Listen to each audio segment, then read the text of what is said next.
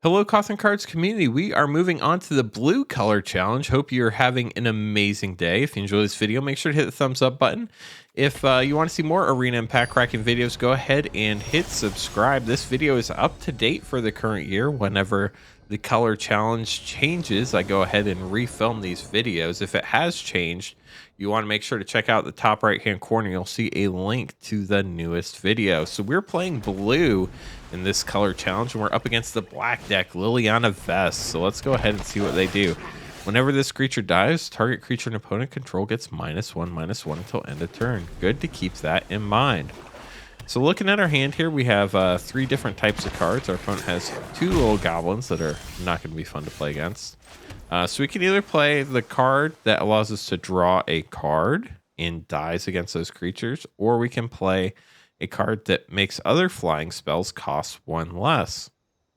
Well, next turn we'll have 4 mana, and we will have 2 flyers that would only cost 2 if we play this spell first. So it's a bit of a no-brainer. You want to play the one that gives the effect early and gives you more options later on, in my opinion. So now we have another option. We can play this creature, which gives other creatures with flying +1/+0, or we can play 2 of these and draw 2 cards. Personally, I want to see more cards on the battlefield right now. Drawing more cards gives me more options, which is also good. So go ahead and draw in that. Okay, so here we have another decision. We just drew this card that makes creatures with flying cost 1 less. So next turn, things are going to cost even less. That sounds better than drawing a card to me. So let's go ahead and get that out this turn as well. Our opponent doesn't have any flying creatures, so they can't block our flying creatures. So let's go ahead and attack and get some damage in here. So things are going probably a little fast here. If you're having trouble following along, all you have to do is hit the gear in the bottom right-hand corner and slow it down to 0.25 or 0.5. That way you get to have a little bit more time to think about what's going on. But if you're following along, you could just watch at normal speed. So our opponent is attacking with a 2/1. If we block with either of these, our creatures are going to die. We have 19 life left, which is still a lot. And all of our creatures fly over their creatures. So I think we're going to just let the 2 damage through and take the life here.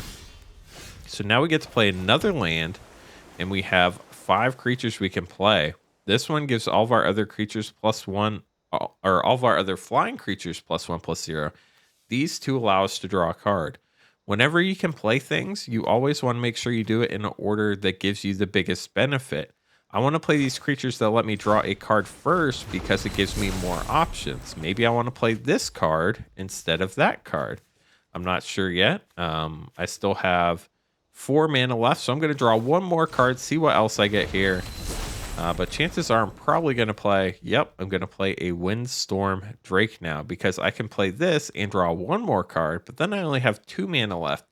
I don't know if I'm going to be able to play this Drake. If I play this Drake this turn, all my other flyers get +1/+0, which means I get in for more damage.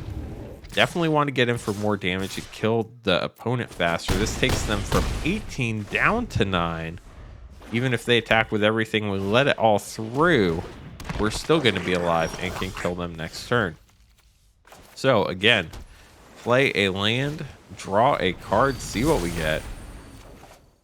Get an unsummon. We don't really need that right now. We can't draw any other cards, so we're just going to go ahead and play the other Windstorm Drake in case they have a spell that can maybe kill one of our creatures when we attack. Going to attack with everything, and they should be more than dead here. They end up with -15 life. That was fast. So that's how the blue versus black color challenge works. Again, if you need to slow things down, there's no harm in that. Go ahead, hit that gear in the bottom right-hand corner, change it to 0.25 or 0.5 playback speed. Here you get some cards to upgrade your deck. It's not an option, it just happens. So hit OK and move on. There are also timestamps in the description for each game, so you can go ahead and click those in the description to go back to the beginning of the last game if you need to rewatch it. So here we are. We are going first. We're going to play a land. We can only play 1 card, so we might as well play it.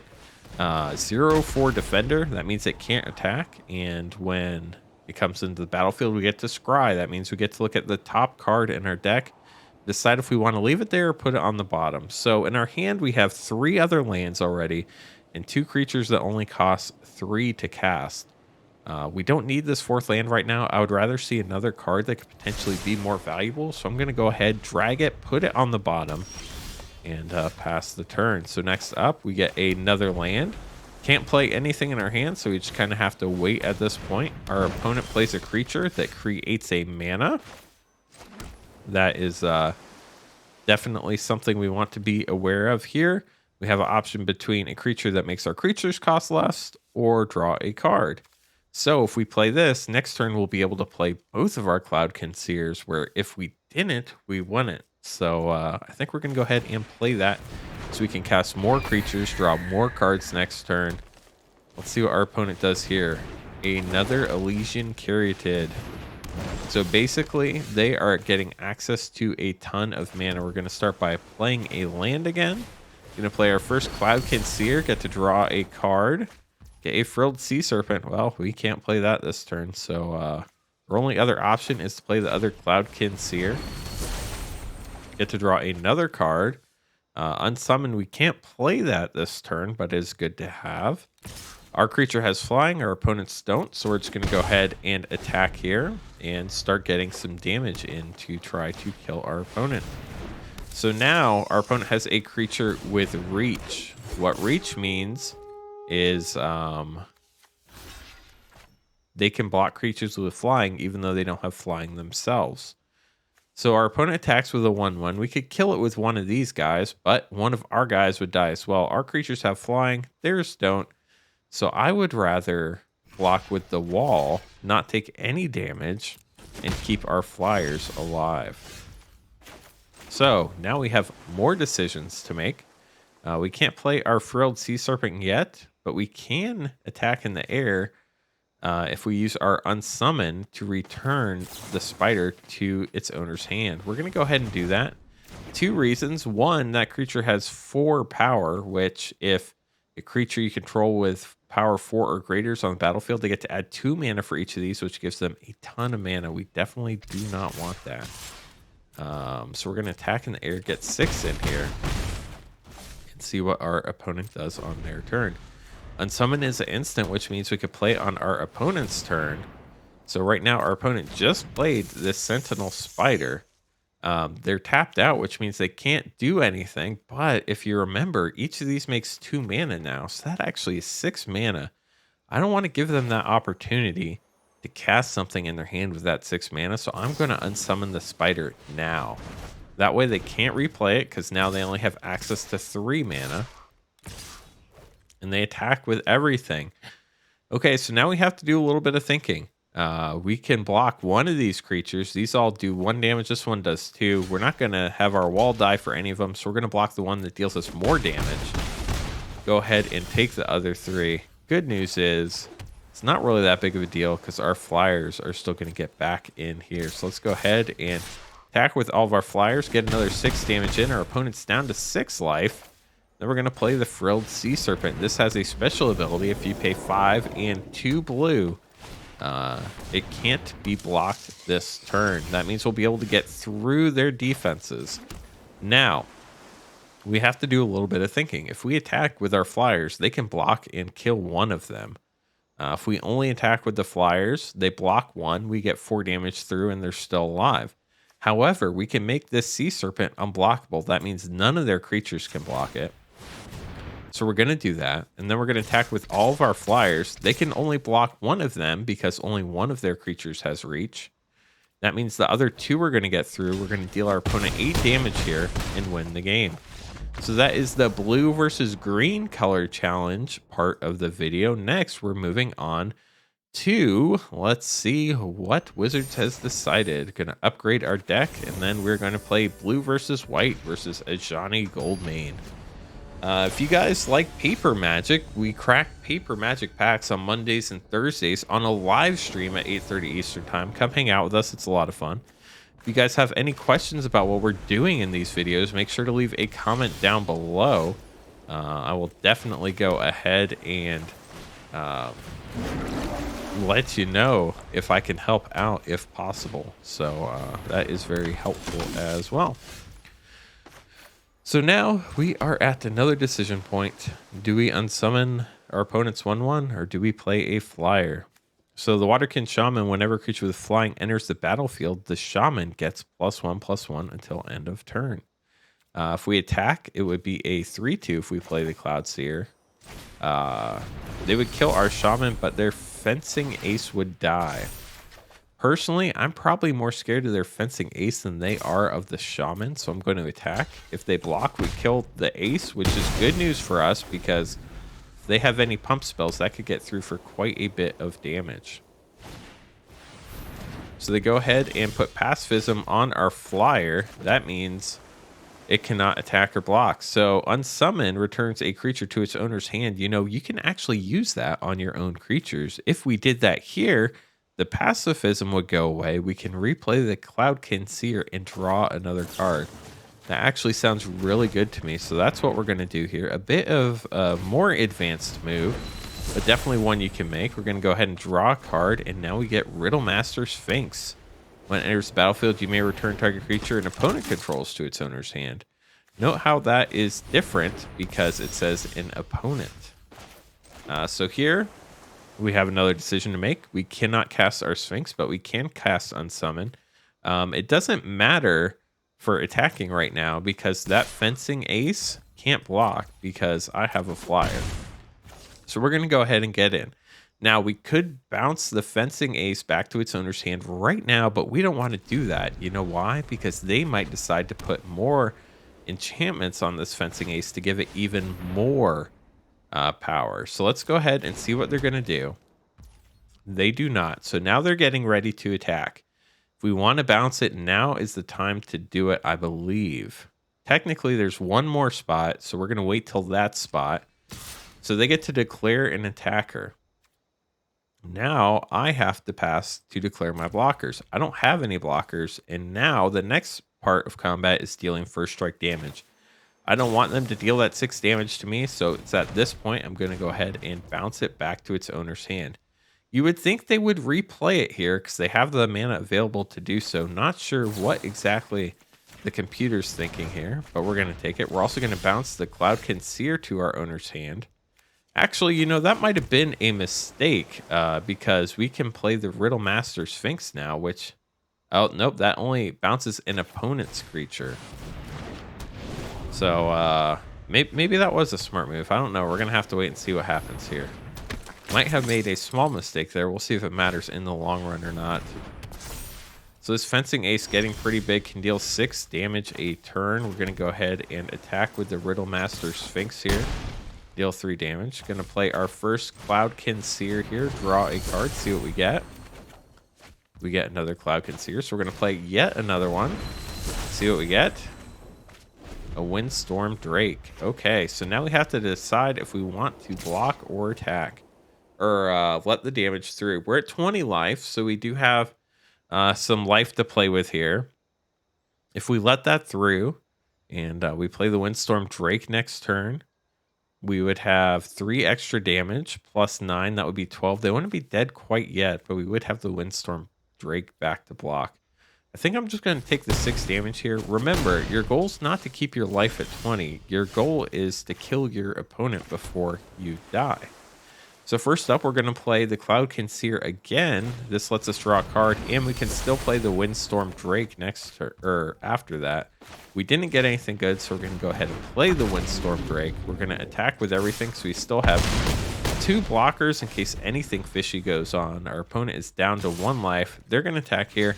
Here, we're going to block. Why? Just in case. We have plenty of creatures. We only have to do 1 damage. I would hate for them to have some sort of pump spell that would win them the game. So now we have Wind Reader Sphinx, a great card. Whenever a creature attacks, you get to draw a card. We're just going to attack with everything in case they can kill a creature or 2 with a instant spell. Going to go ahead and draw off all these attacks just in case, again, they can do something. But they can't. They're out of tricks. We kill them, and they die with negative 14 life. So that was the white color challenge.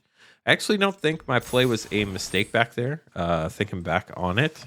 It could have gone differently depending on the game, but it did not affect us in any negative way here. So I think we're probably good there. So our last computer battle for the blue color challenge is Chandra Nalaar, the red player. So hopefully this one is another relatively simple battle to play.